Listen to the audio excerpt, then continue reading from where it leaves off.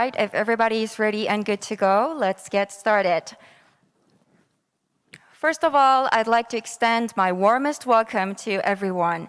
If I may introduce myself, my name is An Hyun-mo, and I have the honor of being the MC for today's session on Green New Deal, which is co-hosted by the Ministry of Economy and Finance of the Republic of Korea, as well as Green Climate Fund, with the aim of offering climate-related organizations a fresh venue to share and learn about their Green New Deal policies.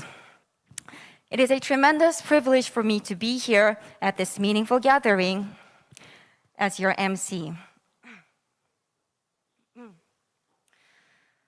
As you know, however, due to the ongoing pandemic, this entire session is being live-streamed on the P4G virtual platform and on the YouTube channel of the Ministry of Economy and Finance, both of which is open to anyone who's interested. Whether you're joining us online or here with me on site, I'd like to thank all of you for your attendance. Now, before we officially kick things off, we've put together a short video to help give you an idea of what exactly the Green New Deal is. Please take a look to get more familiar with the subject matter.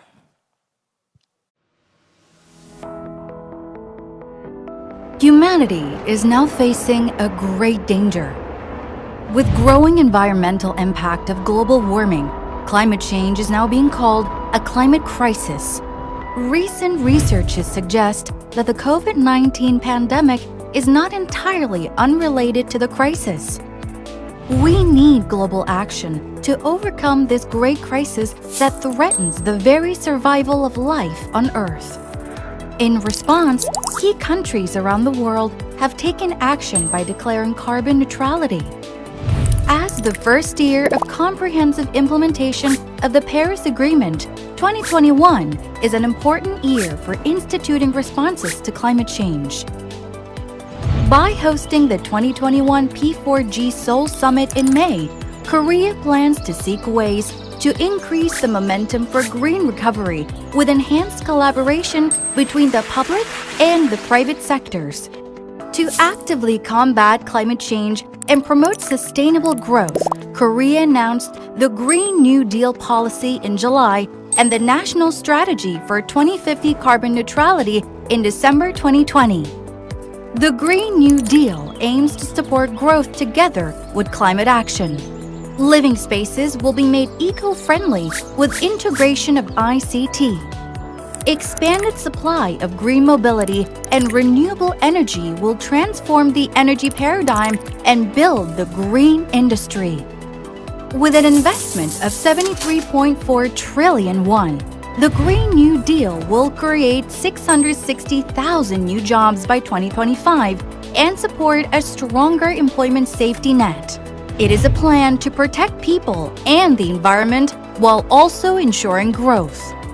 As Korea's promise to find a solution for climate change and achieve a low-carbon and green economy, the Green New Deal is expected to offer the global community the future direction for an inclusive, green recovery.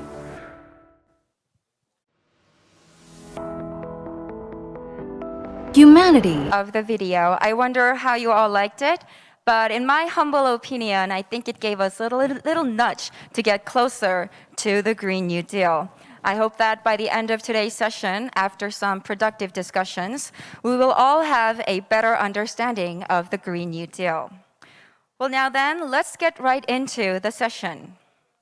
First, I'd like to invite Korea's Deputy Prime Minister and Minister of Economy and Finance, Mr. Hong Nam-gi, for his opening remarks. Please welcome Mr. Hong with a big round of applause.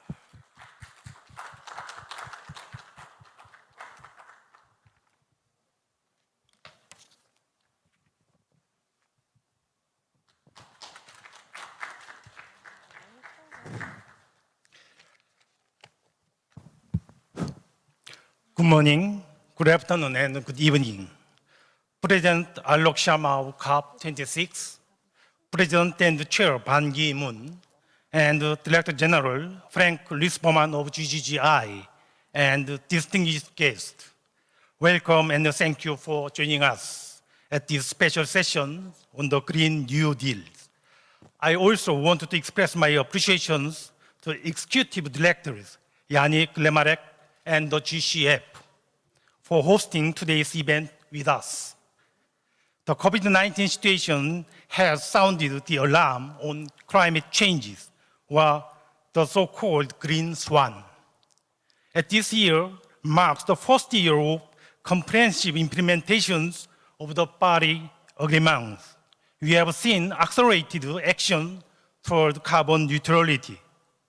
At least 4 summits on climate changes will be held this year, one of which will be the P4G Seoul Summit next week. And as a breakout sessions to this very first climate summit of Korea, today's special sessions offer meaningful opportunities to discuss green transitions to green economy. Ladies and gentlemen, countries around the world are recognizing that carbon neutrality is not just the means to prevent the climate crisis, but also a new engine for future growth. Large-scale investment in green infrastructure and strategies promoting green consumption patterns are creating new value chains and jobs. Korea is also accelerating the structural changes to a low carbon economies based on the Green New Deal initiative and the national strategy for 2050 carbon neutrality announced last year. Today, I would like to suggest 3 ways to expedite the transitions to the green economy by strengthening the policy effort of the global community. My suggestions will be based on 3 key words. Use the acronyms P4G or P alphabet 4G, participation, fairness, and goals, to promote participation under fairness towards the 2050 net zero goals. And I will add and emphasize one more important factor, the strong political drive to ensure successful implementations. First, Green New Deal's policy must have a clear goal. For Green New Deal policies to be more than just a short-term stimulus or a rhetoric, they need a clear goal for carbon neutrality, along with a definite timeline and concrete means to achieve this goal. The US, Japan, and Canada solidified their commitment towards the 2050 net zero goals at the Leaders Summit on Climate last month by raising their ambitions for 2030. Korea is also working for this goal, despite its dependency on high carbon manufacturing industry. With a clear vision for 2050 net zero, we are preparing a scenario to update the 2030 NDC based on nationwide effort. As for the concrete means, we plan to invest 3.8% of our GDP by 2025 in Green New Deal projects, including green infrastructure, renewable energy, and green mobility. At the same time, we made sure our initiative reflects the country's context by utilizing our strengths in the IT sector to make our manufacturing industry smart and green. Likewise, the Green New Deal initiative of other countries should reflect their specific circumstances, including their economic conditions and carbon emission pathway. Second, we need to encourage private sector participation. Unlike the government-based organizations like the UN and the G20, or the private sector effort, such as the Renewable Energy 100 campaign, P4G is a high-level platform that integrates the public and the private sectors. These unique compositions enable active investment from the private sector based on creative idea of the civil society and government support. The Korean government is currently working to establish $4 billion funds to encourage large-scale private investment on the implementations of the Green New Deal. Next year, a new climate response fund will also be set up to help reduce greenhouse gas emissions and developed forward-looking technology for carbon neutrality. Third, fairness should be ensured in our drive toward net zero. While carbon neutrality is the ultimate goal of the global community, these transitions could leave behind certain groups or regions. Based on the National Strategy for 2050 Carbon Neutrality, announced last December, the Korean government is ensuring a fair transition of industry and workers in the phasing out process by supporting their adaptations to new promising industry and re-employment opportunity. Outside the country, we are reinforcing our support on green initiatives of developing countries by expanding our climate finance, including Green ODA and our contribution to the GCF. Last but not least, I would like to add to the 3 points and emphasize the need for strong implementation framework. As carbon neutrality changes the entire economy, it calls for strong commitment at the highest level. In this regard, Korea has set up a strategic meeting chaired by the president and inviting politicians as a top decision-making body on the Green New Deal. In addition, a special committee was set up on carbon neutrality, inviting not only the government official, but also around 100 experts and representatives from various sectors. Co-chaired by the Prime Minister and the private sector's representative, this committee institutionalized private participation in the policymaking process and is expected to minimize resistance from the public based on clear communication and widespread social consensus.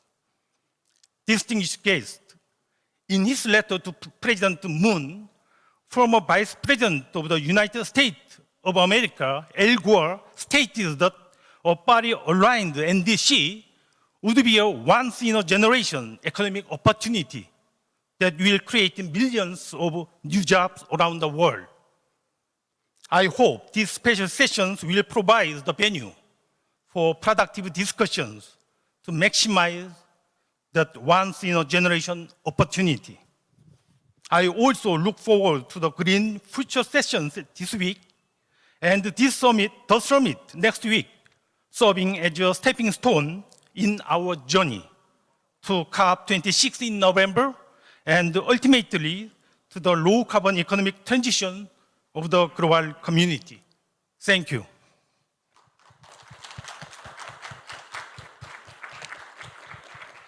Thank you very much for your kind remarks, Deputy Prime Minister. Next, we have special remarks from Chair Pan Ki-moon of Global Green Growth Institute. Ladies and gentlemen, please welcome Mr. Pan onto the stage with a nice warm round of applause.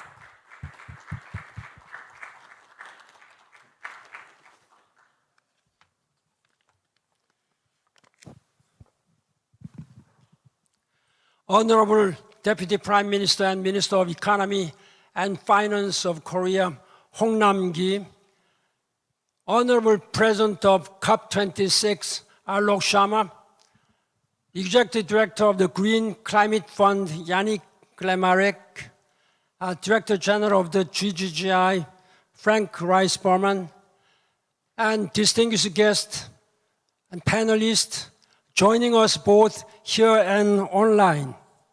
It is my distinct pleasure to be part of the P4G special session on the theme of the Green New Deal and transition to a green economy. I would like to thank all those who have made today's very important event possible, including the Ministry of Economy and Finance and the Green Climate Fund. This event is particularly timely and relevant, as the global economy and community seeks to emerge from the COVID-19 pandemic and to accelerate its transition to a green economy.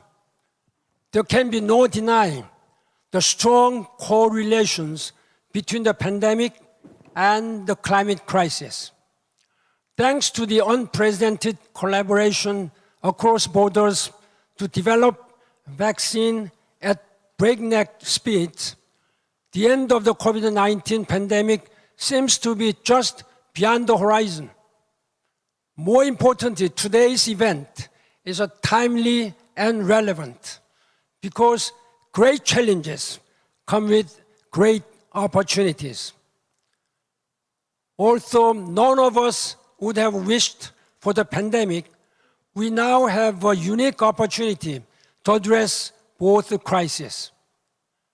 Over the last year, the world's government and the central banks have collectively mobilized more than $16 trillion in recovery and stimulus packages to address their public health concerns and to kickstart the economies.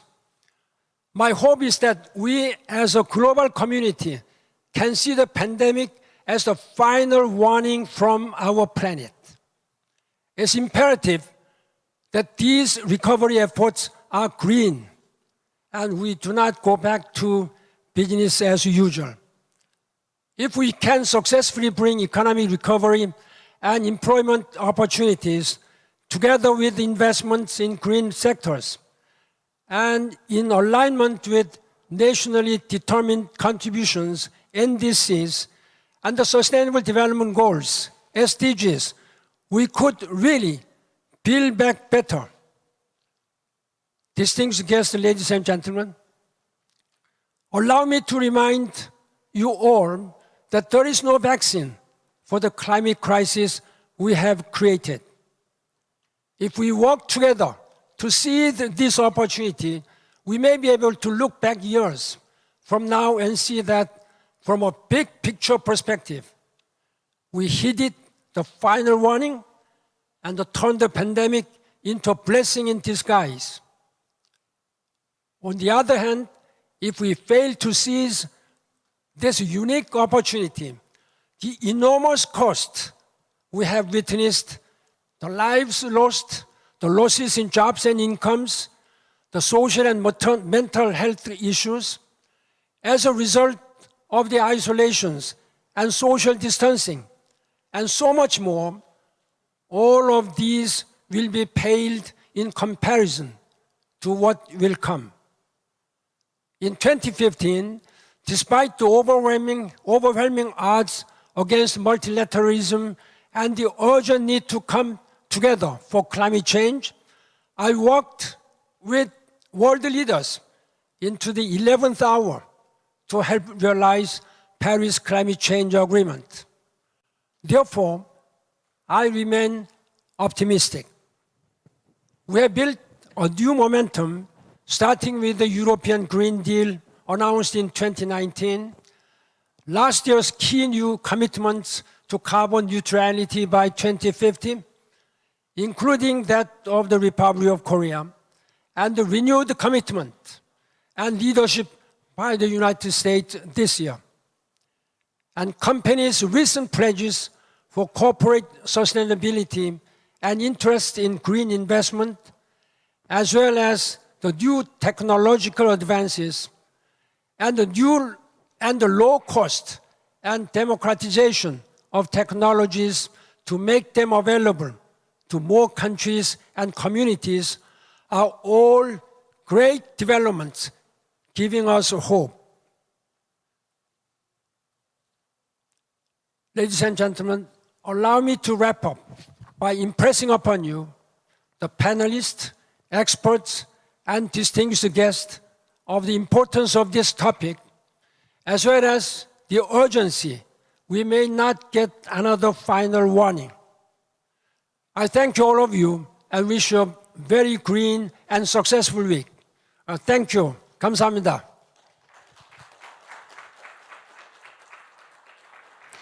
Thank you very much, Chair Pan Ki-moon, for your wonderful words.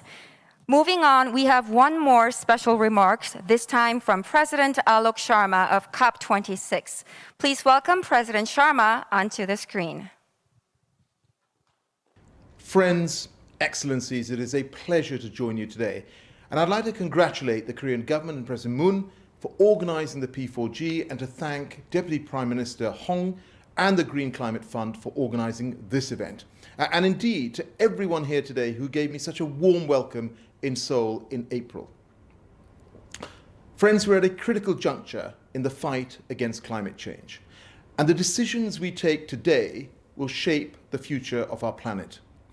If we are to keep the goals of the Paris Agreement within reach and keep alive the ambition of limiting global temperature rises to 1.5 degrees, we must halve global emissions by 2030.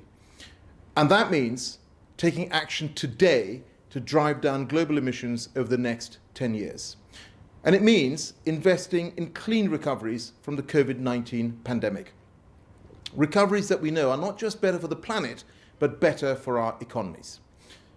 Because if we do not take this chance, 1.5 degrees will slip from our grasp. And that will mean hundreds of millions more people affected by the devastating impact of climate change. So we must make the next UN climate conference, COP26, the moment that the world comes together to tackle the climate crisis and keeps 1.5 degrees alive. And as COP26 President, I have 4 key aims to get it do so. Firstly, to put the world on a path to driving down emissions until they reach net zero by the middle of this century. Here, action from countries is absolutely vital, and the big emitters, the major economies, need to lead the way. Ahead of COP26 in November, we need all governments to commit to net zero targets as Korea and many others have done. And we need near-term targets to put us on a path to get there, to translate remote targets into immediate action. So we urge every country to come forward with nationally determined contributions that align with net zero commitments. Crucially, we also need immediate action to make those targets a reality. Action like phasing out polluting vehicles and ending coal power and coal financing. And this is a personal priority for me, and I welcome President Moon's recent commitment to put a stop to overseas coal financing. Following the G7 Climate and Environment Ministerial, I'm delighted that we are the first net zero G7. And to deliver on this, we have all agreed to accelerate the transition away from dirty coal capacity to an overwhelmingly decarbonised power system in the 2030s. The G7 have also committed to phasing out international fossil fuel finance, beginning with an end to all new direct government support for international coal power by the end of 2021. I believe that this commitment sends a clear signal to the world that coal is on the way out. In most of the world, wind and solar are now cheaper than new coal and gas. And a recent report published by Oxford University highlights that investing in renewables infrastructure can create more than twice as many jobs as the equivalent in fossil fuels. Coal is an old technology, rapidly receding into the past. And investing in it today creates the very real risk of stranded assets. $630 billion worth if the existing coal pipeline goes ahead, according to Carbon Tracker. So let's make COP26 the moment we leave it in the past where it belongs, while supporting countries to make a just transition to a cleaner, greener future. Our second goal is to protect people and nature from the effects of climate change by boosting adaptation and responding to the risk of loss and damage. Increasing funds for adaptation is a vital part of that work and brings me on to our third goal, finance, without which the task ahead is near impossible. Donor countries must honour our commitment to mobilise $100 billion a year to support developing countries. And we are urging development banks to align with the Paris Agreement to set ambitious targets for climate financing and to support green recoveries. And we're also working to increase private finance and to make climate a consideration in each and every financial decision. Governments around the world can support these efforts by making climate-related financial disclosures mandatory across the economy, as we indeed in the UK have done. Our goal, our fourth goal, is working together, forging consensus so that the negotiations in Glasgow are a success, building international collaboration to drive action in critical sectors, and bringing businesses and civil society together around our aims for COP26. We're asking every business and financial institution to join the Race to Zero campaign, for example. This is a United Nations campaign that commits you to reach net zero by 2050 and to science-based targets to take you there. I really welcome this P4G summit, creating partnerships between governments, business and civil society to drive action on climate change.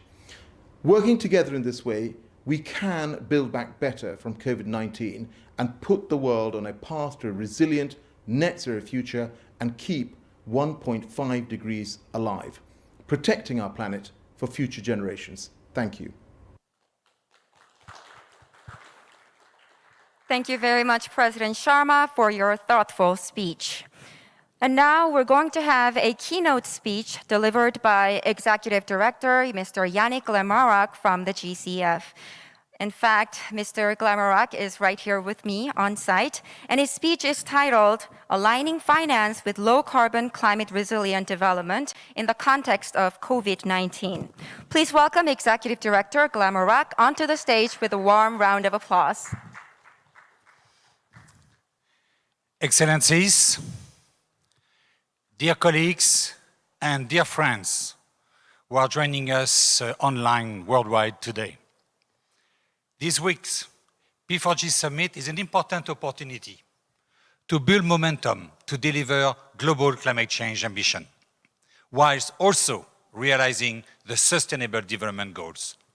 The ambition is there. As the P4G slogan states, green we go, change we make. But to realize that change, we need climate finance. And today, I am proud to be able to launch a GCF publication to contribute to the dialogue on how we could achieve this, scaling up climate finance in the era of COVID-19. The report is a result of a collaboration between IPCC and GCF experts from many disciplines. It aims to help financial decision makers incorporate climate change in the valuation of financial assets and accelerate the transition to a net zero, climate resilient economy based on the latest scientific findings and policy development. While some financiers are already factoring the financial implication of climate change in their investment decision and capitalizing on the new opportunities of a climate economy, a key finding of the report is that the financial system as a whole will not be able to redirect private capital at the scale needed in the absence of policy intervention. The report discusses past and ongoing efforts to align finance with sustainable development. It recommends a better integration between the two main approaches in vigor, market fixing and market shaping, and propose 4 interventions to achieve this objective in the context of COVID-19. In my remarks this evening, I would like to give you a summary of the main arguments in the paper and its recommended solution to respond to the twin challenges of climate and COVID-19. Ladies and gentlemen, the Paris Agreement aims to limit the increase of mean global temperature since pre-industrial levels to well below 2 degrees Celsius, while pursuing efforts to stay within 1.5 degrees Celsius. But we are not on track to achieve this.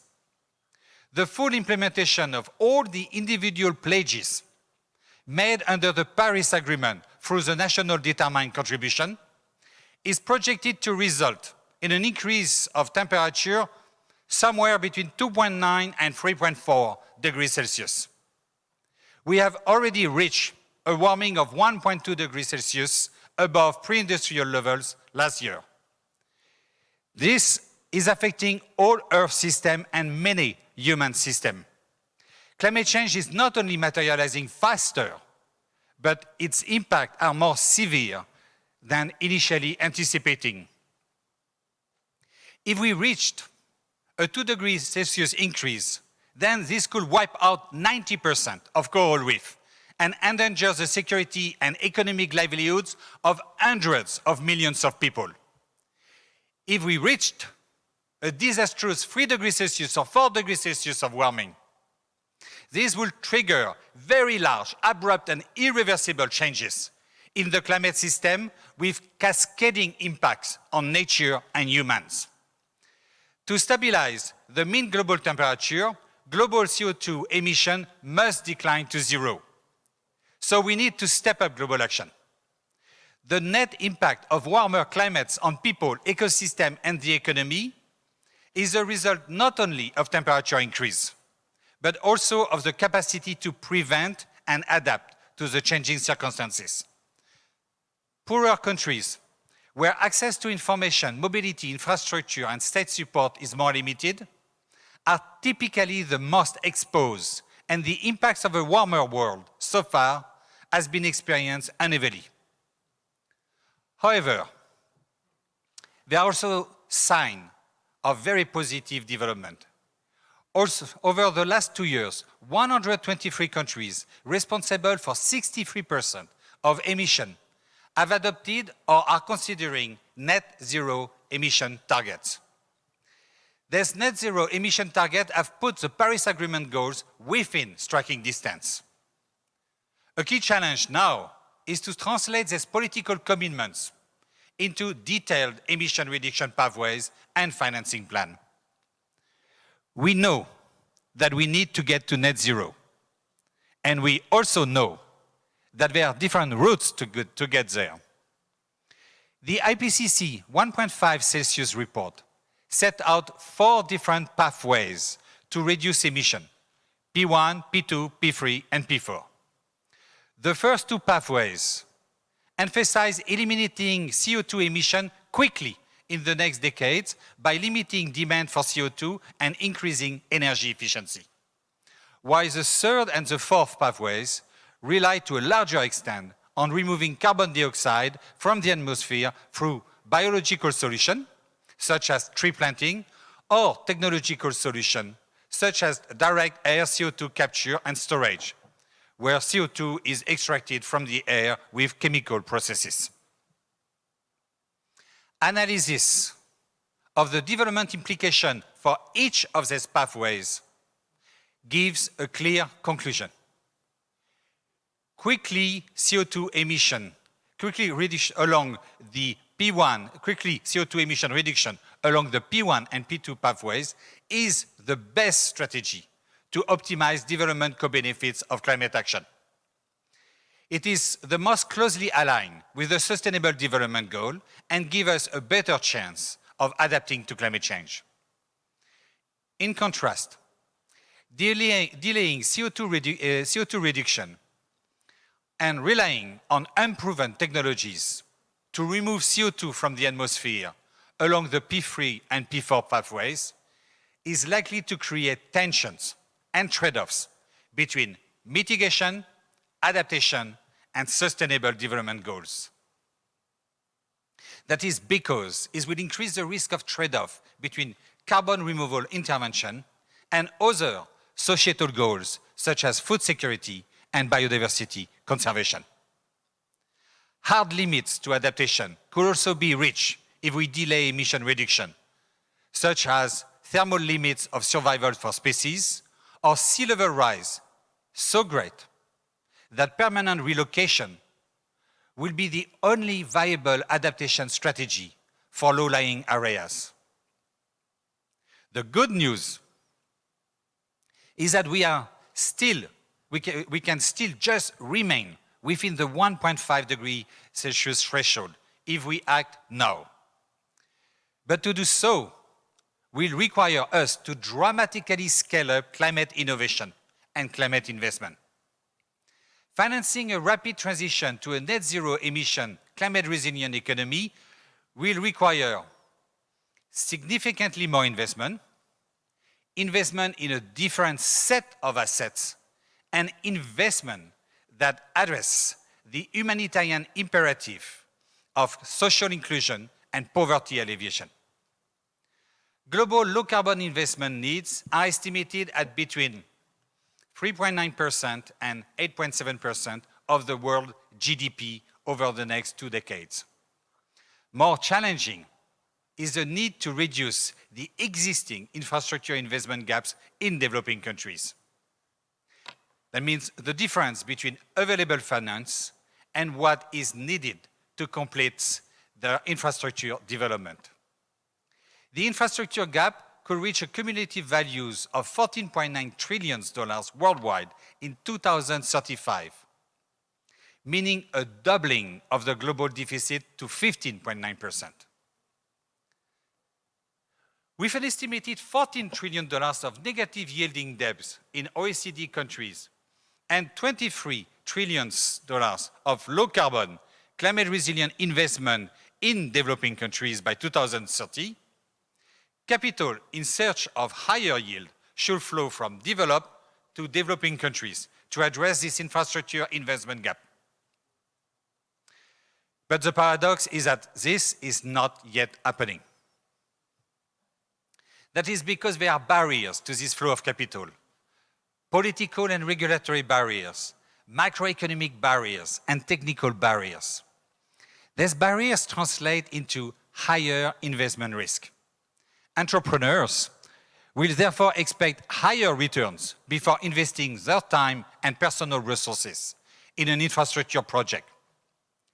Similarly, finance providers will demand a higher margin and offer less attractive terms to protect themselves from this higher risk, affecting the attractiveness of the investment. The additional financing costs are even higher in less developed countries, in which infrastructure projects will not reach investment grade. We need to overcome these barriers to align finance with sustainable development. And two approaches are explored to incentivize the changes needed: market fixing and market shaping. Market fixing relies on price signals to create a demand for low carbon, low climate risk goods and services and shift financial flows toward climate-friendly investment. To achieve these objectives, it calls on scaling up carbon pricing and promoting climate risk disclosures and taxonomies. There is a widely shared consensus in economics that in a frictionless world with perfect capital markets and without uncertainty, carbon will be sufficient to secure the attractiveness of low-carbon options for capital markets. In the real world, however, the carbon price signal is swamped by the noise of other signals, such as oil prices, interest rate, and currencies exchange rates, in addition to business uncertainty. The political capacity to set carbon prices at a level high enough to cover these noises is uncertain. Market shaping, on its first part, intervenes at the level of sector policies and endeavor to create a demand for and directly de-risk the supply of climate-friendly investment to crowd in private sector. Thousands of climate policies and instruments to shape markets are currently in use to foster climate-friendly investment globally. A common limit of these instruments lies in the fact that the higher their cost on the public purse, the tighter the public funding constraint, the lower the political credibility of their maintenance over time. Furthermore, the use of blended public and private finance to de-risk market-creating investment has proven effective for mature technologies in mature markets, but not for early-stage technologies in early-stage market. And the overall leveraging ratio of blended finance in climate change is low. On average, every $1 of public resources invested leveraged only 37 cents of private finance in low-income countries. The good news is that the experience to date shows that these two approaches of market fixing and market shaping are mutually supportive and should be deployed in tandem. The combination of the two approaches helps overcome the constraint inherent to each approach and increase the overall efficiency and effectiveness of public policies and finance to accelerate the transition to net zero climate resilient economies. But the challenge of deploying and combining these two approaches must now be faced alongside another global threat, the COVID-19 pandemic. The COVID-19 pandemic has pushed the global economy into its deepest recession since the Second World War. The pandemic has been particularly devastating for developing countries. It has led to an increase in the number of people facing food insecurity from 135 million in 2010 to 272 million now, as well as to a large increase in unemployment and to 500 million additional people falling below the poverty line.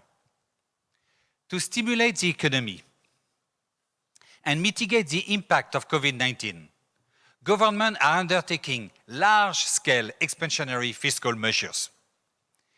Depending on their green content, these stimulus measures can either entrench our dependence on fossil fuels or accelerate our transition to net zero emission by 2050. The UN Environment Programme estimates that so far only 18% of recovery spending and only 2.5% of total spending will enhance sustainability in the 50 largest economies. Equally concerning, developed countries have spent 17 times a greater amount on a per capita basis in stimulus measures than developing countries. One of the key reasons for this disparity is the difference in the cost of additional debt. For most high-income countries, the cost of additional debt is close to 0% per annum. For developing countries with low credit rating, interest rates are significantly higher, increasing the cost of any new debt, thus burdening and stretching fiscal budget. It is imperative to increase the ability of developing countries to implement green climate resilient recovery packages without increasing their debt burden. So, how do we find financial solutions to the twin challenges of climate action and COVID-19's economic impact? 4 complementary solutions are set out in more details in our new publication, Scaling Up Climate Finance in the Era of COVID-19. First, we need to support integrated policies on climate action, sustainable development, and COVID-19 stimulus. Nationally determined contributions are at the heart of the Paris Agreement. They could serve as a vehicle to support such an integration as countries are currently in process of updating them. Doing so could allow countries to reduce investment needs by up to 40%, according to some estimate, as well as leverage the stronger economic multiplier of climate action to build back better and raise the ambition in the revised NDCs.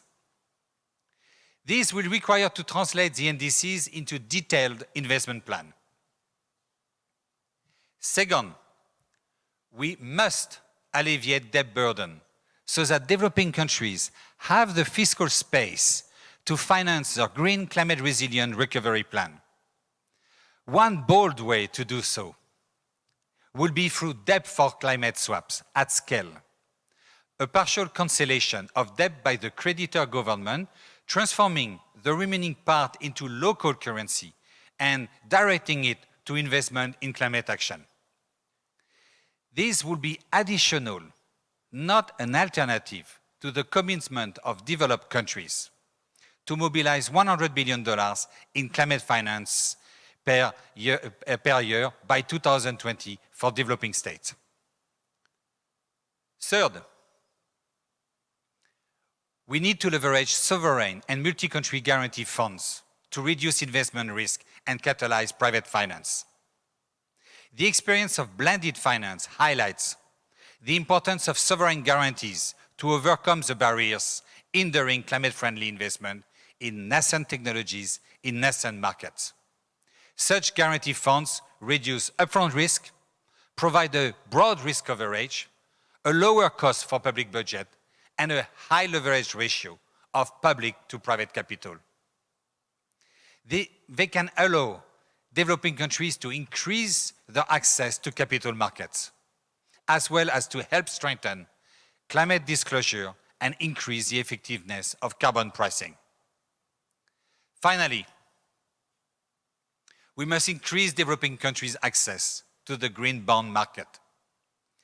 The potential of the green bond market is estimated at $29.4 trillion by 2030. But so far, has only reached $1 trillion in the 10 years since their launch. Realizing the potential of the green bond market can drive new public-private partnership and increase access of developing countries to long-term affordable debt. We can do this by creating new assessment methodologies to ensure, first, strong country ownership to optimize development co-benefits. Second, high climate change impact to guard against greenwashing. And third, clear additionality to mitigate the risk that public de-risking generates windfall profits to investors for projects that would have been undertaken anyway. Finally, the new assessment methodologies should also ensure an accurate evaluation of the risk-return profile of climate-resilient infrastructure investment against conventional infrastructure and enable them to be recognized as a new asset class. Together, these four approaches can allow us to build back better, to reach our climate ambition, and to keep global warming well below 2 degrees Celsius. Thank you very much for your kind attention. Kamsanabita.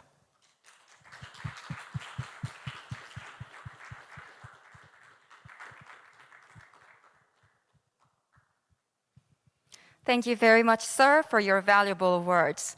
Well, while listening to his speech, I couldn't help but think and look back on myself and realize how much more there actually is for me to contribute to going more green.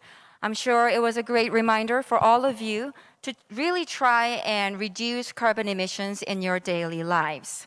Why don't we extend our gratitude one more time with another big round of applause? With another big round of applause, please.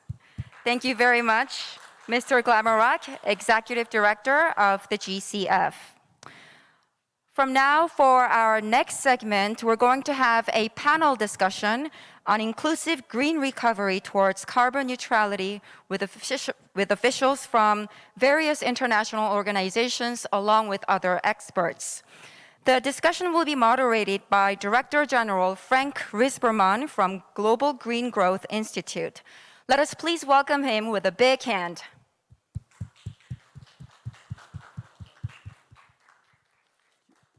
I will leave the floor for you. Thank you.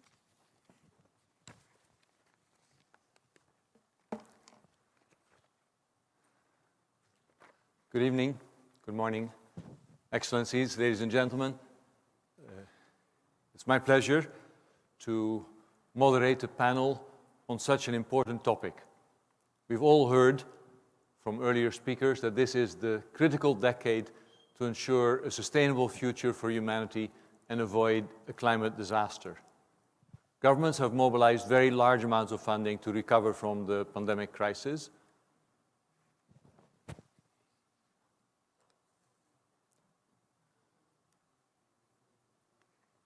But many countries have reached critical levels of indebtedness, which makes it hard to see how this can be repeated anytime soon.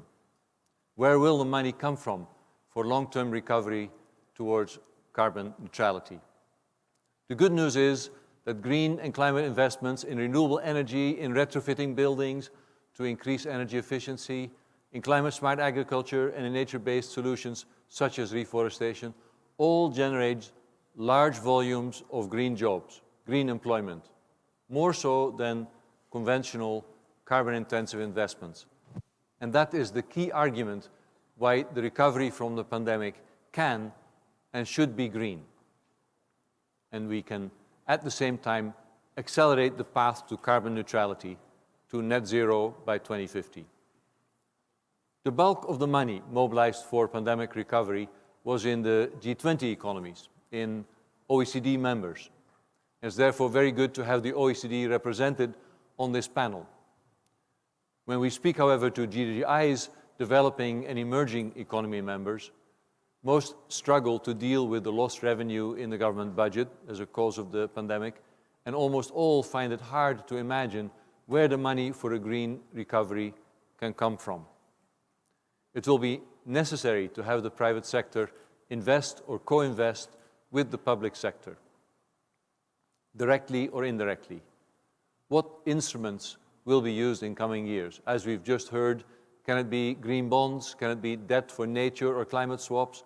How can we have public-private partnerships? So on this panel, we have key thinkers and bankers, accredited partners of the Green Climate Fund also, and we are going to discuss how money can be mobilized for a green recovery, such as the Green New Deal in the EU and in Korea, and what will be the key instruments. Critical to that will be how climate finance can be used best, as we've already heard from Yannick Lemarec in his speech, and how to combine that with climate finance with other funding available through development banks, such as the EBRD or the Development Bank of Southern Africa. We also have a private bank on the panel from Mongolia, accredited to the GCF, and a bank my own organization, GDI, has had the pleasure to work with, together with other private banks in Mongolia, to develop the Mongolia Green Finance Corporation, which will receive equity from GCF. In short, we're looking forward to an interesting discussion with these eminent panelists on such a critical issue. So let's turn to our panelists now. We start with a warm welcome, of course, for our panelists. Please welcome them now.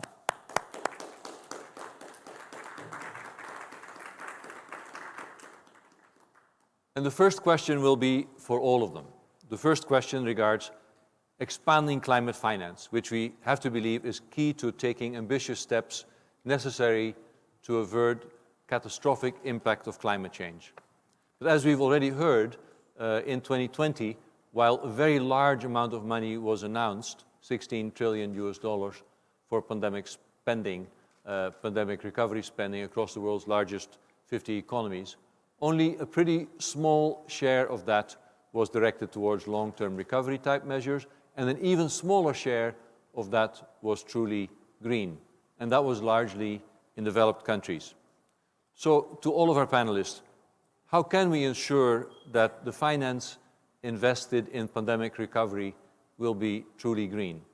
We'll hear from all our 5 panelists for some 3 minutes each, and we'll start with Mr. Masamichi Kono, who is the Deputy Secretary General of OECD. Mr. Kono, the floor is yours. Thank you very much, Mr. Lisbaban. It's my great honor and pleasure to be here with you today. I would really like to thank the organizers for, of course, having this event in such a timely manner on a critically important subject.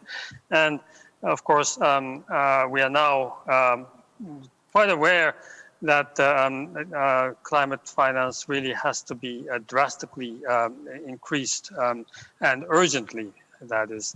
But then, as it has already been mentioned, we are actually still trying to recover from the worst crisis since either the Second World War or in our lifetime, that is the COVID-19 crisis. And so, in fact, what we should first do is for governments to really, or make sure that governments integrate climate action into their recovery measures, their recovery packages as we come out of this, or as we try to come out of this COVID-19 crisis. And of course, there are ways to do it, but unfortunately, OECD research points to the fact that this is far from being sufficient as it stands. And actually, it was already mentioned that only a small portion or a fraction of those spending for recovery measures really has been allocated to what we can clearly call green measures. And the OECD actually has a green recovery database tracking the environmental implications of COVID-19 related measures in 43 countries, including OECD members as well as non-member partners. And what we have here is that countries have actually allocated around 336 billion US dollars to green measures, but this is only, let's say, 17% of total funding for recovery, and only 2% for of the total COVID-19 related spending of governments. And so we have to find a way of increasing this drastically. And for that matter, your question was how to ensure that this will actually be correctly spent and in a way that is consistent with our long-term climate goals. And to ensure that, first, of course, we need to be able to measure correctly what we are doing in terms of government spending. And for that matter, we need a measurement tool that will enable you to track progress in achieving your goals. Second, those measurement tools will have to be comparable across countries. They have to be consistent with the climate goals. And for all that to happen, of course, we have to come back to this very basic issue of what is green. And therefore, we need some way of having a common understanding of the green taxonomy and the green methodologies that we want to promote. And so all that requires a lot of work across all stakeholders, that is, and even within government, we need to have a whole of government approach, which the OECD has been really promoting. And in this respect, we are also looking at not just at public finance, which is the content of the spending or the funding of those governmental measures, but also to how to mobilize private finance. And well, this is something that, of course, my fellow panelists would certainly be very happy to talk about. I think they are the experts, but I would just say that we need to create, or we need to have some basic conditions for markets to be able to really function properly and to mobilize private finance into the green investment or investment in green infrastructure in particular. And for that, again, issues of ESG data reporting, ESG measurement, taxonomies, the whole regulatory environment on labeling of ESG products, disclosure, and certainly we want to define long-term financial materiality to actually capture the risks correctly and to have the firms, particularly those firms in the large emitters, that is, the large emitting sectors, to disclose their carbon footprint properly. And then, of course, the government itself will need to incorporate what we call ESG into all its activities, including for state-owned enterprises, and that will enable, of course, the government to lead by example. And but then this may sound a bit daunting, or maybe too long a wish list, but it's not that we don't have already some of the tools to enable this, including our policy instruments and standards at the OECD on corporate governance, on the governance of state-owned enterprises, responsible business conduct, due diligence of institutional investors and lenders. And I would really come back to this point about transparency, comparability, and consistency, because throughout public finance and private finance, those are the things that we need to drastically improve. And then, of course, the markets can do the proper job of pricing. And there was this discussion about either the markets fixing or shaping, or shaping the markets or fixing the markets. But then for those to really happen, and for those to really gain momentum, we have an urgent task of standardization, of developing the right metrics and consistency, and again, transparency, consistency, and comparability. Thank you.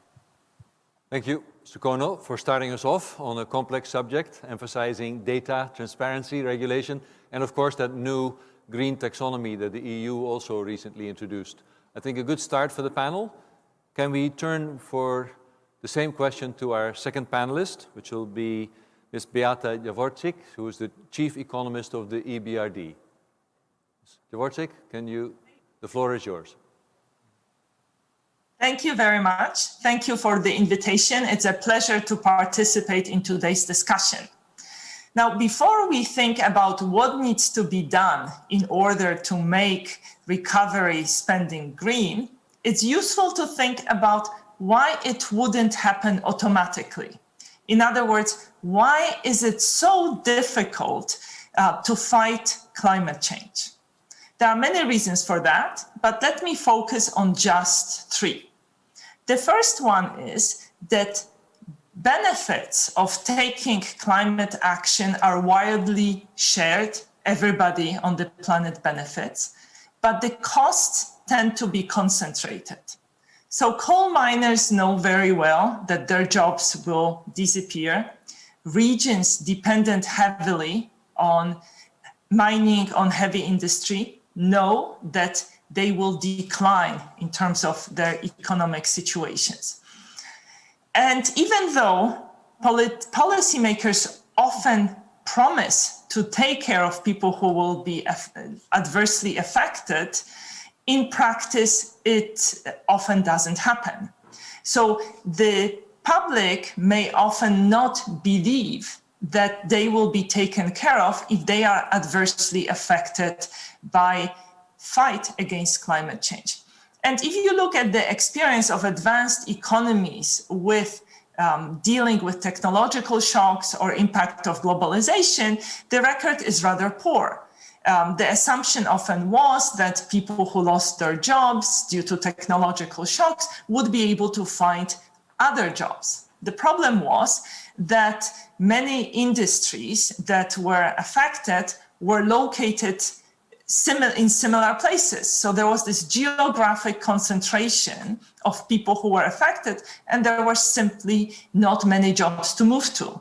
So the challenge with climate change will be very similar. How to ensure that regions that will be adversely affected by the need to move to a zero emissions future, how to ensure that these regions can prosper, can reinvent themselves.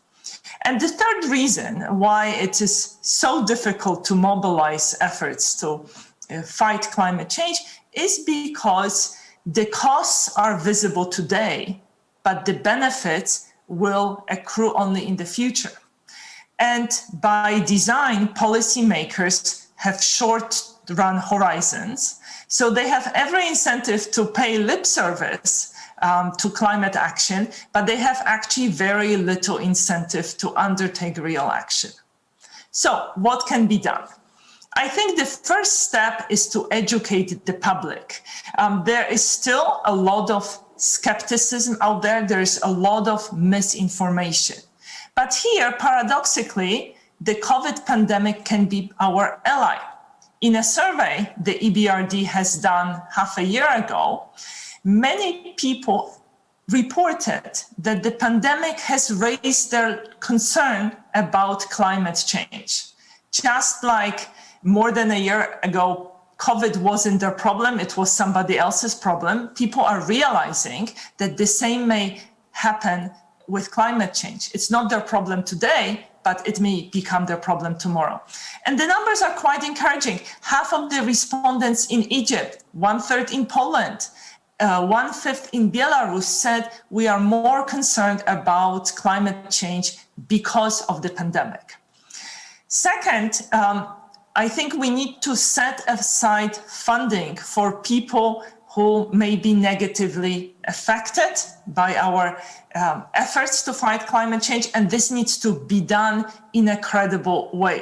Because unless everybody can share in this future prosperity and future benefits of fighting climate change, we will not have wide public support and our efforts will not succeed. And finally, international agreements that tie the hands of policymakers are hugely important because they give incentives to policymakers to actually implement what they have promised. They send a very strong signal to entrepreneurs, to investors, and to inventors that we are all serious about fighting climate change and that it's going to pay off to invest in a greener future, to invest in R&D, innovation, and ways of ensuring that our future is better. Thank you. Thank you very much, Mr. Dvorczyk. You've pointed out the importance of a just transition, making sure that those people who inevitably are going to lose out are going to be brought back on board, but indeed also the positive linkage that people have made between the pandemic and climate change. That is maybe something we can build on. Well, we can turn to our third panelist now. That is Mr. Patrick Diamini. He is the CEO of the Development Bank of Southern Africa. Mr. Diamini, the same question to you. The floor is yours. Thank you very much, Frank. Good morning, good evening, and good afternoon to everybody. And a great thank you to the organizers of this event. I think it's very, very, very important right from the beginning that when we talk about the recovery from the pandemic, we start to talk about both nature and people. We know that many economies across the globe have been completely and totally decimated by the pandemic. But we also know that nature has got to be at the center of the recovery. So when we start to look at how do we best invest in biodiversity and how do we best invest in people at the same time, we will then be able to ensure that whatever we do, it is for the greater good, and whatever we do is in line with Sustainable Development Goals as well as perfectly in line with the Paris Agreement. Under the auspices of the United Nations, countries committed to Sustainable Development Goals, which is aiming at making sure that no one is left behind.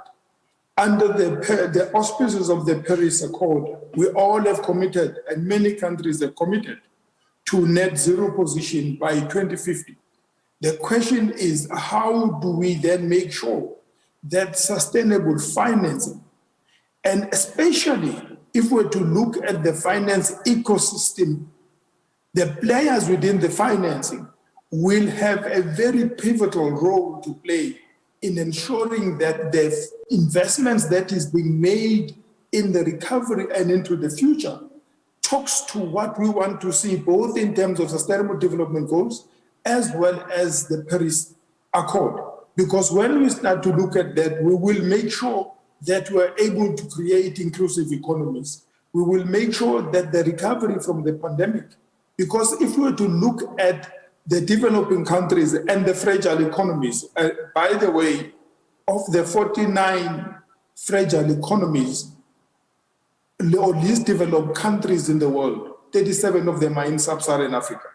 It just goes to tell you that when you put the pandemic impact on top of it, the investment in these countries and in these economies is going to be near impossible unless we become creative and innovative in ensuring that we are able to work together with economies. We are able to make sure that the multilateral development banks, as well as the development finance institutions, as we always collectively call them, public development banks, that they have to play a leading role to make sure that we are able to catalyze the private sector into these green projects.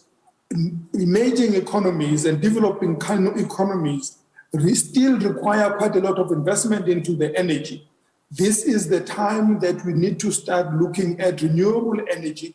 This is the time that we start to look at the jobs that could be created in waste management, in ensuring that our environment are sustainable, our environment are not destroyed, and at the same time creating jobs for the poor people to ensure that they're able to earn a living, whilst at the same time looking after Mother Nature, whilst at the same time ensuring that their seas, their river systems, and their lands are put in a position where they become sustainable for the future generations to continue to live with dignity and to continue to live in an environment that reflects that the global citizens, the corporate global citizens have done what was needed, and they have helped the countries to make sure that we're able to leave behind the world that we all have a sense of pride with.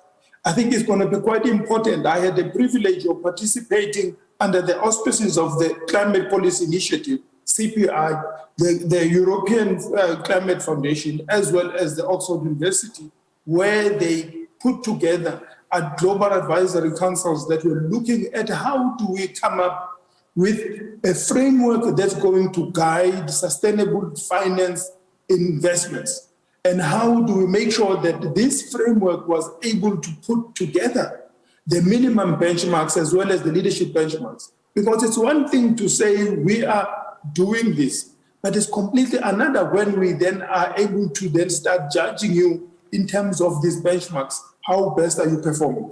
As I said, the central banks globally are extremely critical to play their part in this. The civil society is extremely important to make sure that they're involved in this. We have the Green Climate Fund that is really, really leading the charge in ensuring that green economies are made to thrive and are made to create sustainable environment and sustainable economies for many people who are currently living in abject poverty. We, as the Development Bank of Southern Africa, are part of the accredited entities by the Green Climate Fund, that we have been working with the Green Climate Fund to come up with a number of initiatives to start looking at how can we support the corporates to drive the renewable energy for themselves.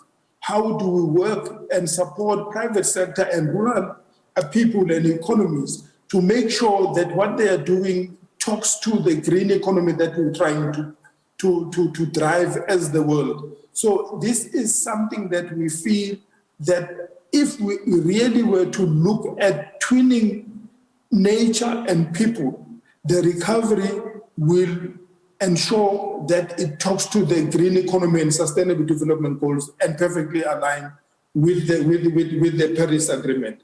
Thank you. Thank you, Mr. Diamini.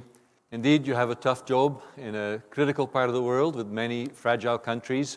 Glad to see that you're ready to play a role to bring in the private sector, and glad you brought out the important role that nature and people will both have to play in those solutions. So thank you.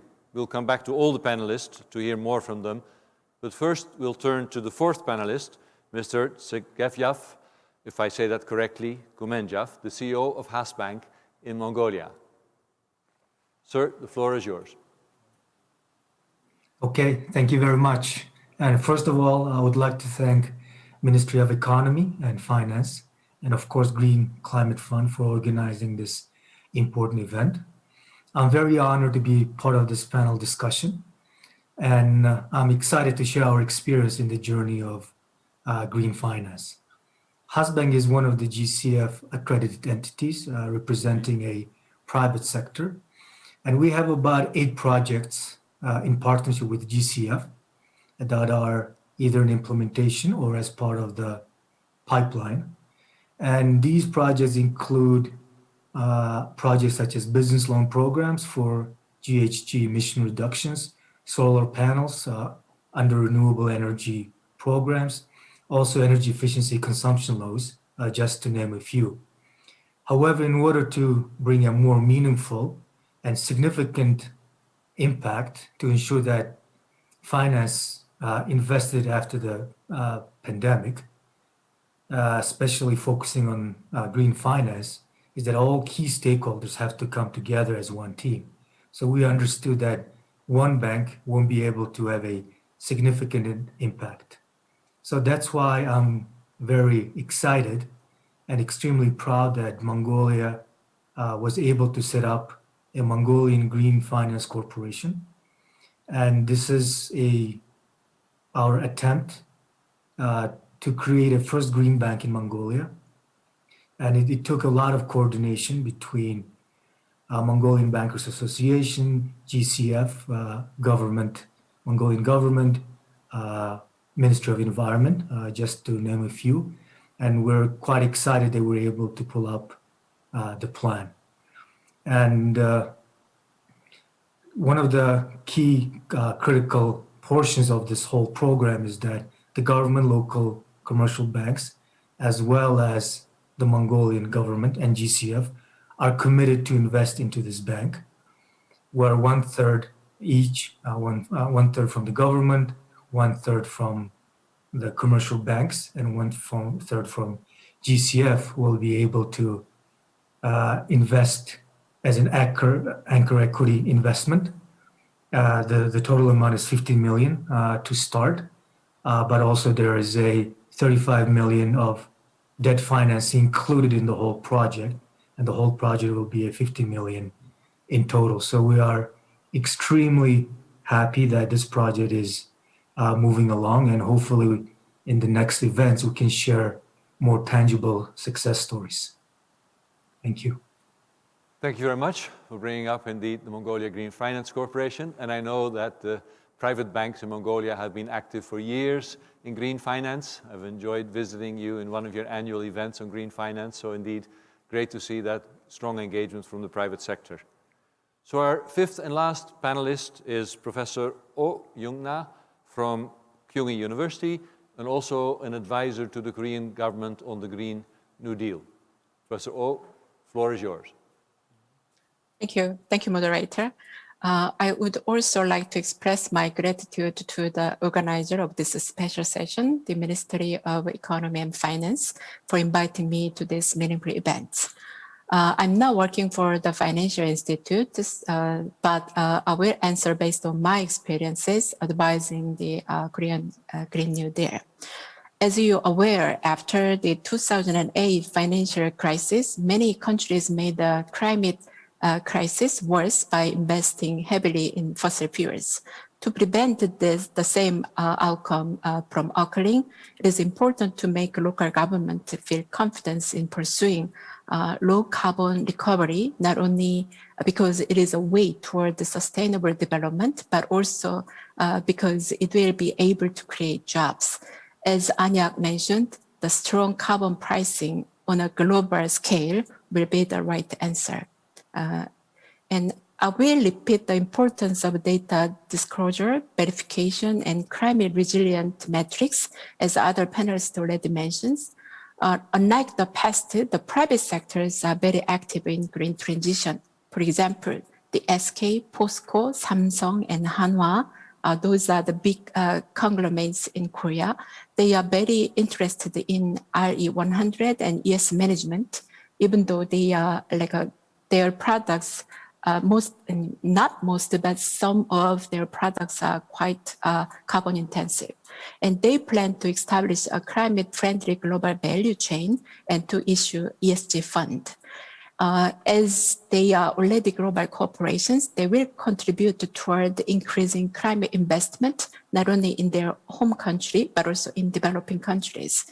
These actions and actual impacts on climate change should be revealed to the public and investors in a transparent way. That's why I emphasize the data disclosure.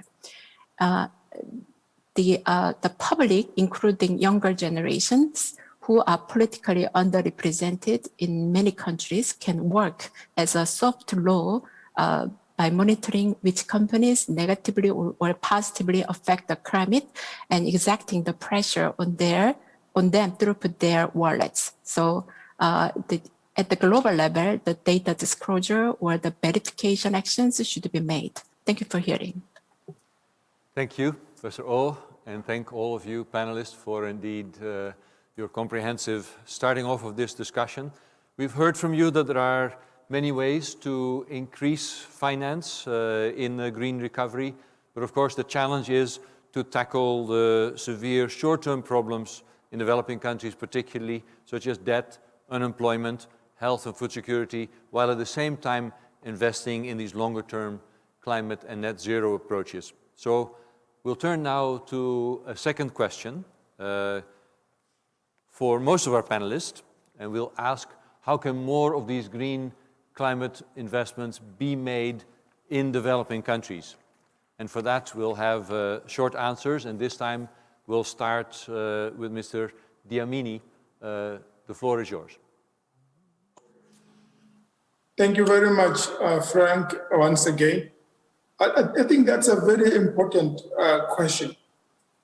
As we actually, under the leadership of the International Development Finance Club, they have been the biggest catalyst in putting together the public development banks and to see how the public development banks can be best supported by governments and other international partners as well. This actually includes the multilateral development banks. Here we were looking at how can we make sure that we drive the climate finance facilities and make facilities like the climate finance available for investments in developing economies. We also, with the Green Climate Fund, the GCF, under the leadership of my friend Yande Marek, also we have both the climate finance facilities that we've set up for both South Africa and the rest of Africa, as well as what we call EGIP, which is Embedded Generation Investment Program. This actually is aimed at encouraging private sector and municipalities for their own renewable energy investments to generate their own power for self-use. And also it talks to private sector players or corporates that we are trying to make sure that they have their own off-grid solution in the renewable energy space, as well as the mini-grid programs as well. Because as they do that, they are beginning to really move this charge and the revolution that we want to see in the greening of the economies, and in making sure that even the waste management, we start up actually helping municipalities putting together the waste management systems and creating recycling centers, which will create sustainable jobs for the economies in both in urban areas as well as in the rural areas. But also attached to this is the importance of green bonds. Both the DBSA together with the French Development Bank, AFD, we actually we raised about $300 million from AFD, which actually we are looking at making sure that we begin to drive the investments into renewable space as well as green economies. You will be surprised at the pipeline that we are now beginning to see both in South Africa and within the SADC region coming through. Because as we drive this, it will mean that the reality of supporting these fragile economies into transforming the economies to green economies, and at the same time ensuring they look after nature as well as that they look after people and creating inclusive economies. This is quite an important, because as we're talking about this, we are also talking about the just transition. As Development Bank of Southern Africa, we actually are busy now putting together our framework for just transition as we're beginning to look at and mapping our own net zero position by 2050 and looking at how are we going to transform our portfolio of investments that will then be able to talk to that net zero position for the bank across the continent. But it is something that we do believe that when we become true ambassadors for greening of economies and creating inclusive and equitable and economies, we will be able to ensure that the transition does not just become just, but it becomes both the just. When it becomes just, it becomes inclusive and it becomes equitable. Because when we do that, it says we make sure that the poverty levels as we currently see them in our economies will be completely eliminated, because it has been proven scientifically that when we invest in both in nature and in people, we'll be able to see shared prosperity across the board. So these financial instruments and these facilities, and also looking at how we can work with our global partners to minimize the risk, the just transition risk, and how do we also begin to create incentives for the private sector to start investing more strongly in green economies and more strongly in sustainable infrastructure development. We all know that developing economies still have a lot to do in terms of infrastructure networks. That is what we are busy putting in place. But the repurposing of certain infrastructure types to minimize stranded asset risk becomes extremely important the world over, because we know that there are certain infrastructure currently that are dedicated to dirty investments and dirty generating projects. But now we need to start saying, how do we repurpose those infrastructure so that they begin to talk to the green economy that we all are driving towards, which will ensure that our SDG drive as well as the Paris Accord drive are realized not in a too distant future. We know that many economies are beginning to move away from dirty investments into ensuring that we are climate smart and that we are creating climate resilient economies. So these are initiatives that we do strongly feel that working together with partners like the International Development Finance Club, working together with partners like the Green Climate Fund and many other countries that are really looking at how best developing economies can be supported, we really can also be able to create risk capital that will start looking at fast-tracking the project preparation of green projects or climate smart projects that will make sure that the migration to the transformation of the economies into green economies becomes a very true reality. Thank you. Thank you, Mr. Diamini.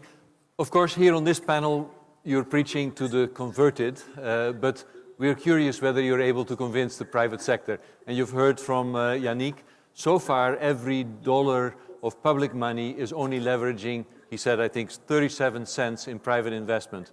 Are you optimistic that you are able to convince the private sector to increase that leverage? Actually, you will be surprised, Frank, how willing and ready the private sector is, because we have seen how much pressure the civil societies are now putting on all corporate players to play their part in ensuring that our economies are transformed into green economies and in ensuring that the SDG goals are realized.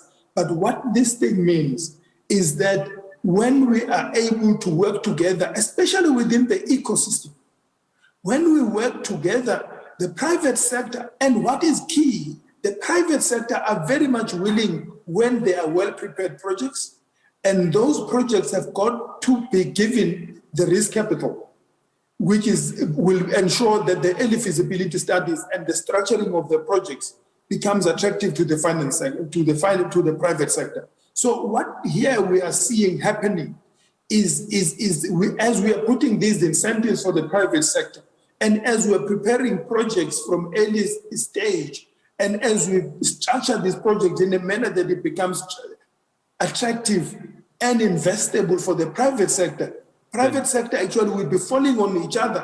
Here I'm talking about the example that we're living here in South Africa. As a Development Bank of Southern Africa, we were the core for the South Africa's independent power producers, which is a renewable program by the government of South Africa. The way the private sector fell on each other, trying to get involved, it actually surprised even our wildest, because it exceeded our wildest expectation. We were all very much surprised how willing and how ready the private sector is to play their part in the renewable space and in the green economy. All that has got to be done is the right incentives and the right mechanisms and the right platforms to enable them to come in. After all, the public sector, including governments, we do not have sufficient funding. More of the funds sit with the private sector. Yep. We just have, as the DFIs and multilateral development banks, together with our governments, we have to play our part in ensuring that we are able to successfully catalyze the private sector into green economy and into the investments that we know are aligned to our net zero ambition by the end of the century. Exactly. So we'll be happy to be surprised and see the private sector play its role in that way. Thank you, Mr. Diamini. We'll turn now again to Mr. Vorcik as our second panelist. Same question. How can we increase those green climate investments in developing countries? The floor is yours. Thank you very much. Well, the private sector may be enthusiastic, but it's not as well informed as we may hope for. 2 years ago, the EBRD surveyed 20,000 firms operating in emerging markets where we are active. And we asked firms, if you haven't invested in energy saving, what was the reason for that? And the answer was shocking. Almost 2/3 of firms said it is not a priority relative to other investments. And there was no difference between large firms and small firms in terms of this answer. Only less than 20% of firms pointed out to financing constraints as a reason for not undertaking energy-saving investments. So the picture that emerged from the survey is one of information barriers, information asymmetries. Firms often do not realize that energy-saving investments are not only good for the planet, but they can also be profitable for them. So I deeply believe that MDBs have a role not just in providing financing, but also in breaking down these information asymmetries through demonstration effects. So for instance, at the EBRD, we often lend to local banks so that the funding could be on lend to individuals or SMEs for green purposes. In Kosovo and Romania, we support local residents who want to improve energy efficiency of their residential buildings. In Kazakhstan, we lend on to SMEs for green investment. Cities account for 70% of all CO2 emissions. We have initiated our Green Cities program, which helps cities become more sustainable. And for instance, Tbilisi and Ulaanbaatar are two of our green cities. But we hope that the benefits of the programs I've mentioned so far will not stay with the recipients of the loans or the cities we work with, but rather that they will educate other people, other firms, other cities about things that could be done that are both wise as investments, but also good for the planet. Now, we also are active in terms of financial green finance innovation. A few months ago, we participated in the first issue of a sustainability-linked bond in our countries of operations. And the idea is very simple. The borrower makes very significant green commitments, and if these commitments are not met, the interest rates will increase. And the role of the EBRD here is not just as someone who provides money, but someone who provides a seal of approval, credibility to that financing instrument that perhaps would not have happened in the absence of our participation. And this is a way in which we crowd in private investment and hope that such investments will follow without our participation in the future through this demonstration effect. Thank you. Thank you very much, Mr. Wojcik, and pointing out that indeed private firms, and I would add governments, are often not aware that green investments can be commercially attractive. They don't always need concessional finance. There are sometimes very interesting investment opportunities. And indeed, providing a green seal of approval is very important as well. Now, then we can talk to a private bank, the ones that you on lend to, Mr. Gumenjov of Haas Bank.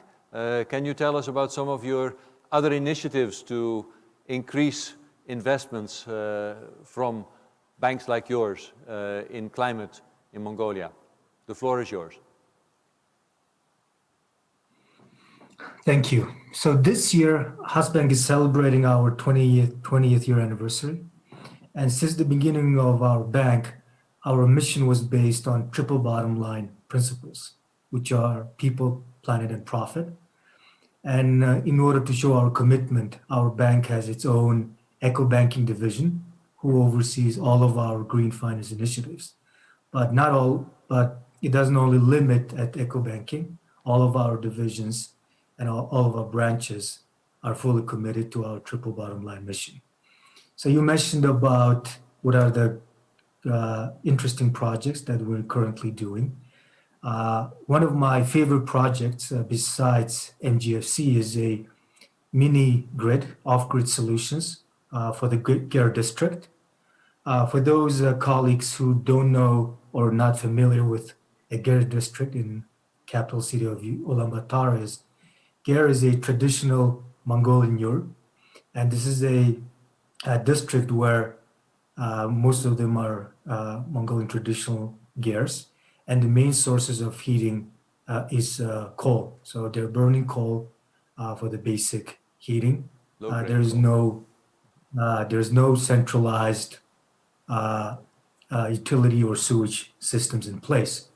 So one of the great ideas that we're able to develop and did a feasibility study at this point, and we are drafting the funding proposal as we speak, and also we're doing a pilot project in the Gare district. So the whole idea is quite simple. A family in a Gare district can get a loan from a bank, and of course, it'll be based on a subsidized rate with the help of GCF funds, and also we'll blend our portion with it so that it is more inclusive. And a family in a Gare district can get a loan to acquire mini-grid solar equipment or a solution, and they can use that equipment to meet their own heatings and energy needs. And anything excess electricity or heating generated, they can sell it to the neighbors, which is also could be used as a new business opportunity, or you can call it a micro business for the family. And we believe that this type of structure could be quite useful in Mongolian context to combat the coal burning, and especially the low quality coals are being burned roughly 9 months in a year. And also we're discussing, in order to have that type of setup, there should be a renewable energy services company, which we don't have the regulations yet. And once that is set up, we believe that this could be quite a successful project. Thank you. And indeed, explaining how some projects can address both blue skies and net zero 2050 at the same time in an innovative manner. Thank you for that. Well, the fourth person I was going to ask the same question to is not a banker, as she has already said, Professor Oh. I know you advise on the Green New Deal in Korea, but is there also a link for Korea, not only in Korea, but for other countries to share that experience with developing countries? The floor is yours. Yeah, before I mention about the developing country issue, I would like to address one issue which is related to uncertainty. There are some reports to show that the positive relationship between ESG rankings and return rates. However, it is not sure whether the ESG actions have increased the profit or the firms with high return rates have conducted the ESG actions. I think this is why just 1/3 of global funds have made a green commitment. So I wish, as a scholar, I wish the MDB provides accurate or the scientific answers to this question to reduce the uncertainty, which is related to investors' decision making. In regard to the climate finance in developing countries, I would like to emphasize the leadership of Multilateral Development Bank. The amount of adaptation finance invested in developing countries has increased after the Paris Agreement, but it is still much smaller than what is necessary, and also its impacts on the capacity building in developing economies is not very clear. So nowadays, even though there are some actions or the investment in mitigation actions, but again, the total amount of the adaptation finance, specifically in developing countries, is quite limited. So for the MDB perspective, instead of providing loans, even with low interest rates, the MDB should raise and scale up the adaptation finance by themselves. And second, I would like to emphasize the importance of diffusion of green technologies. Last decades, the law of WTO has been focused on property rights.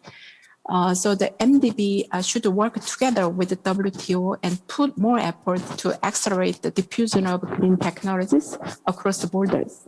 So I think that's what I want to say tonight. Thank you. And as another international organization in Korea, can I add that indeed we're also looking forward to the Korean government increasing the green share of its ODA to share the experience with its Green New Deal with other countries as well. But I think we've heard from the Deputy Prime Minister that that is what they're planning as well. So thank you for those 4 answers. Well, you will have noted we haven't asked Mr. Kono yet because we have a special question for him. We'd like you, sir, to respond to the following. Would you consider debt for climate swaps to be a feasible way forward for reducing indebtedness of developing countries while increasing the available climate finance for them, given the innovative potential of green climate finance projects? Mr. Kono, the floor is yours. Thank you, Frank. And it's a very specific question. Now, I can certainly say that debt for climate swaps could be a useful way to reduce the indebtedness of developing countries while increasing the available finance for green and blue projects or policy objectives. But on the other hand, I mean, and also I should say that we do have an experience with a country like Seychelles, for example, which actually provides lots of lessons for us on the opportunities and challenges of using such a method. And this one for Seychelles was done in the context of the Paris Club creditors implementing a debt for nature swap that covered a portion of the debt or the total debt of the Seychelles. But even this project, I mean, took about 4 years to actually come to fruition. And definitely it was quite challenging, of course, to have the funding commitments and creditor consent to such an operation. And of course, there is this really important issue of how to track the progress made, also to be able to measure that progress in a quantitative manner. So you need to certainly good key performance indicators, etc. So I can't say that this can be a solution for everyone. I can't say that this can provide the scale and the scope of debt of solving the debt issues in those developing countries that are really in deep trouble or really with this COVID crisis in a difficulty. And therefore, I would say we do need a more holistic plan or project for dealing with the debt of those countries. And of course, there is the G20 DSSI, the debt service suspension initiative, but that is certainly not the whole story. It cannot be a silver bullet. I would rather think that for each of those countries, you need to tie any of those debt restructuring attempts and projects with a holistic strategy. And I come back to this whole of government approach to the issue. And actually, to take this opportunity, I would like to really commend the Korean government for its Green New Deal, because such a whole of government strategy can only be developed by the country itself. And that also is the only way you can fundamentally address the issue of debt versus, of course, the need to fund somehow those green and blue projects and the finance needed. And this, of course, certainly will be a solution to a portion of the debt, but for the markets to function properly, for private finance to be truly mobilized, I think our previous speakers really gave the key solutions or the key factors that need to be addressed, and that this was in the form of either, let's say, investable projects that are well prepared, the ability to price the risk, also making those finance options attractive in terms of risk return.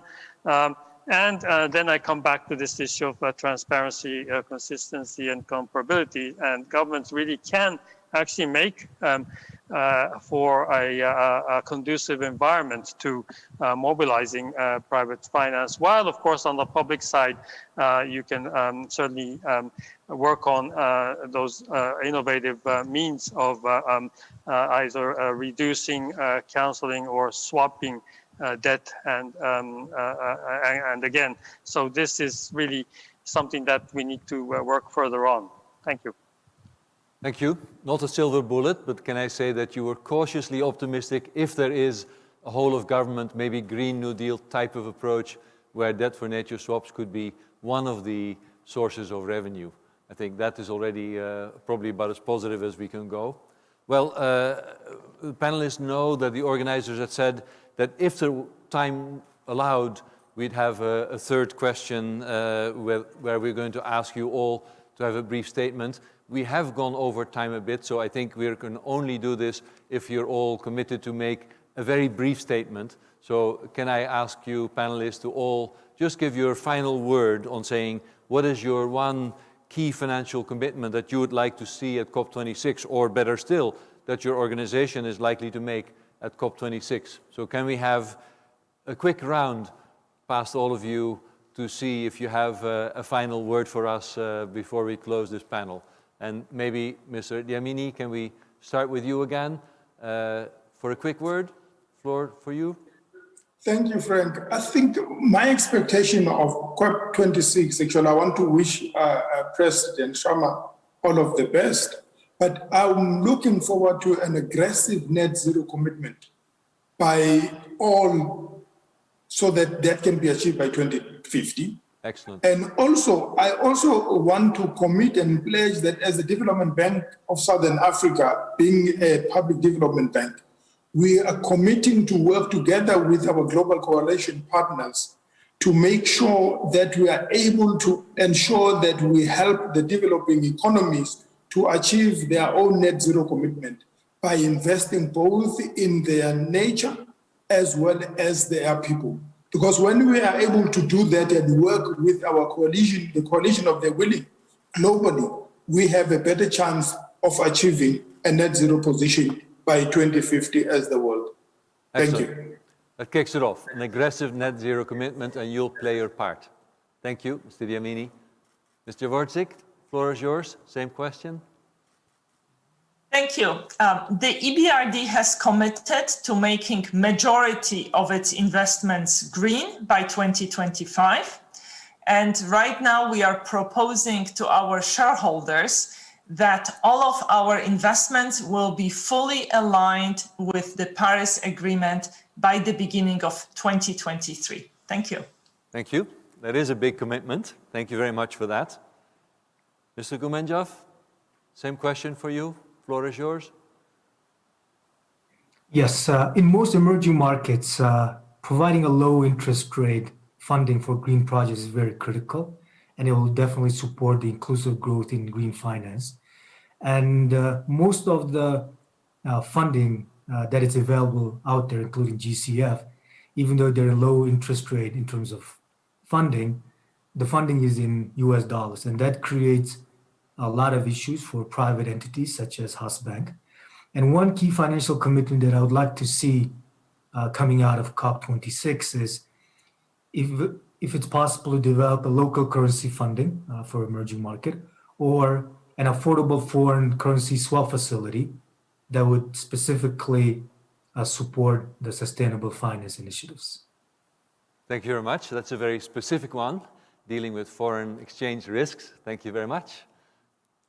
Professor O, what is your key desire for COP26? Floor is yours. The regional cooperation framework will be a good channel for green ODA and green private sector investment. So the bringing climate change as a major issue in regional international cooperation, specifically in East and South Asia, will be important. Yeah, that's it. Thank you. And indeed, there will be a lot of focus on East and South Asia as a key region where we need to see increased commitments to reduce coal, as we heard from the COP chair, Alok Sharma. So indeed, I think there will be a lot of focus on that. Finally, we turn to you, Mr. Kono. Your last word, key commitment at COP26. Floor is yours. Thank you so much. It's really been an honor and pleasure. And actually at the OECD, we are just about to start a new program called IPAC, International Program for Action on Climate, which is really a way of supporting countries first be able to measure progress against their climate goals in various aspects and through the use of indicators, but at the same time be able to provide country-specific advice and recommendations for taking forward their climate strategies. And this is open to non-members also. So we really want to make this project one of the contributions that the OECD can make to the COP26. Thank you. Excellent. Thank you very much. Well, I have the job to wrap up this panel. I think you'll agree with me that we've heard some very interesting perspectives from the 5 panelists. Quite a bit of focus on the need for better data, on indeed having a green taxonomy that will inform decisions and make it easier to have them transparent. We heard that sometimes private sector, and I would add governments, don't actually know what the options are for investing in energy efficiency and other green investments. But then we heard quite a bit of optimism, particularly from Mr. Diamini, that the private sector, which is going to be a critical partner, will play its role. And certainly we heard from our private bank, Haas Bank, that there is strong engagement.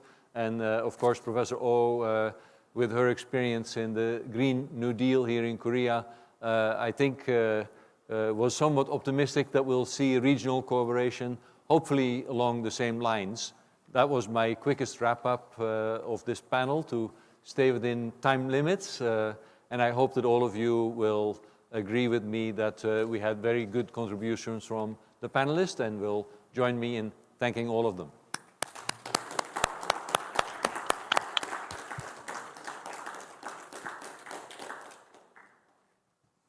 Thank you so much, Director General, Mr. Rich Berman, and all of the 5 panelists as well. Now, everyone, this brings us to the end of our program today. I am so amazed by how fast the 2 hour went by, and I also hope you enjoyed what we have prepared and shared today. But we have one last thing to do. Before we wrap things up, I'd like to invite back on stage Executive Director Yannick Glamourac of the Green Climate Fund once more for his closing remarks. Let us please put our hands together for Director Glamourac.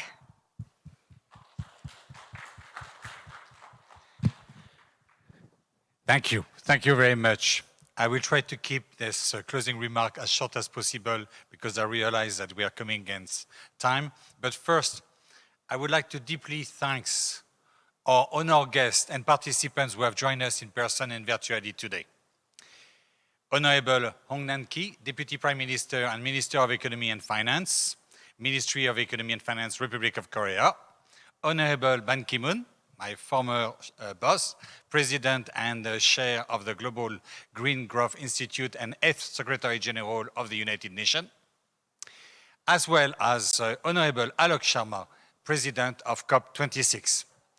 Thank you also very much to our Master of Ceremony, Miss Un-Oh An. I'm afraid that my pronunciation must have been terrible. That was close but perfection. behind the poor presentation, there is a big, big word of thanks for a wonderful job. Thank you so much for that recognition.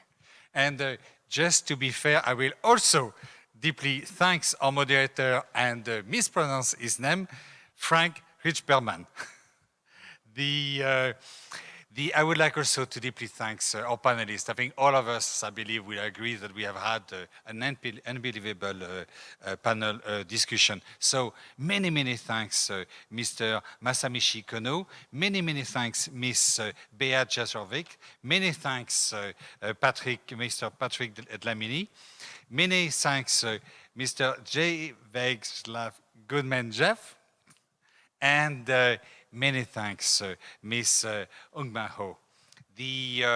And I would like also to thank all the staff of the Ministry of Economy and Finance who have helped my colleagues from the Green Climate Fund make this session a reality today.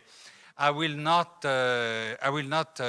try to sum up the very rich discussions that we have had for the past couple of hours. But there are at least 3 or 4 points that have strongly emerged that I would like to recall.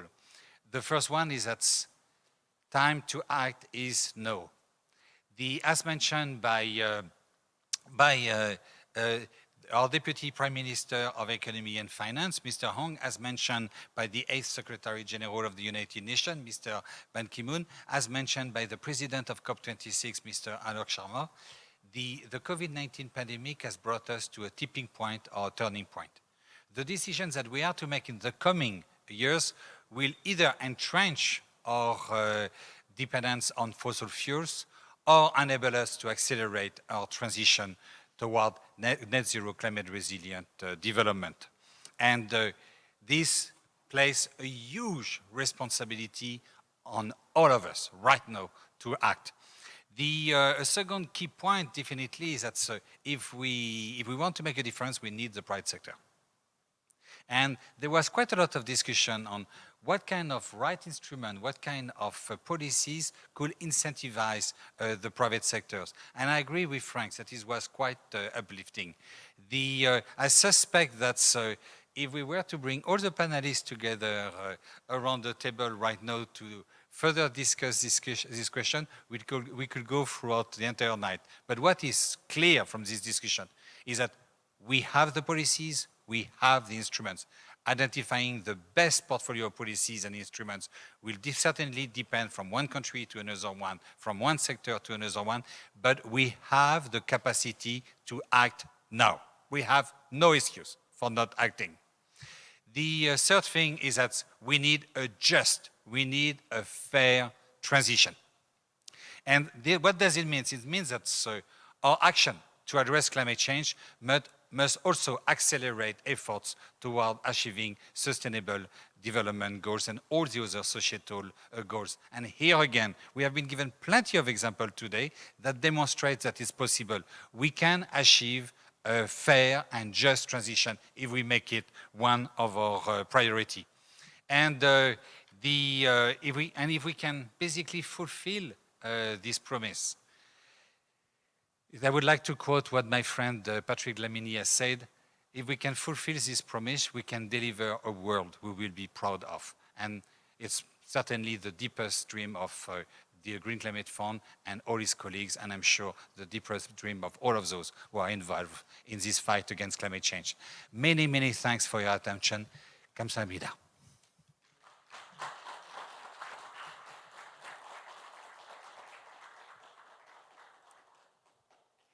Thank you so much, Director, for the final message and the wonderful sum up, as well as the generous acknowledgement.